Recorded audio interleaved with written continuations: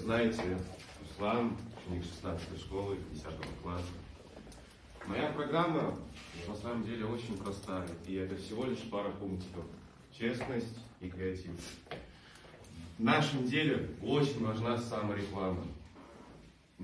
Любое занятие, любое дело мы должны не просто делать, а делать это с целью пиара.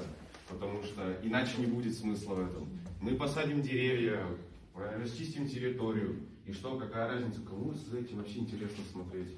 Ну там кто-нибудь в Инстаграме сделает пост, кто-то где-то что-то убрал, и теперь где-то стало чище. Ну согласитесь, вообще не интересно. Нужно все это делать креативно и с хорошим оформлением. Насчет оформления. Я считаю, что, опять-таки, нужно это делать максимально заковыристо и необычно. Каждый из нас мыслит шаблонами. Просто это нельзя описать. Но единственное, у кого-то это шаблон просто квадрат или круг, а у кого-то какой-то там многоугольник вот такой вот. И нам нужно как раз таки стремиться к этим многоугольникам. Нам нужно делать все это необычно. Допустим, вот какой-нибудь пост в Инстаграм. Мы проводим мероприятие по озеленению города. Пример типичного такого поста. Мы посадили в парке несколько деревьев. Хэштег озеленение, хэштег экология. А теперь мы пойдем на путь альтернативно одаренного джедая и выставим такой вот нормальный пост. Сейчас будет пример. Спецоперация по дезагрязнизации и озеленизации города Темиртау продвигается успешно.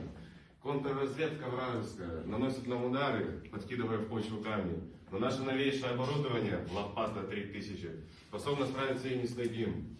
Мы отлично сажем саженцы, и все продвигается хорошо. Вы понимаете, да?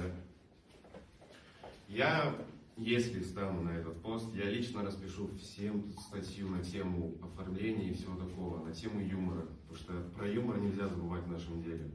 Нужно, в принципе, им почти во всем руководствоваться. Иначе ученикам, на которых мы направлены, это будет вообще неинтересно. Нужно, чтобы все было смешно, весело и прикольно.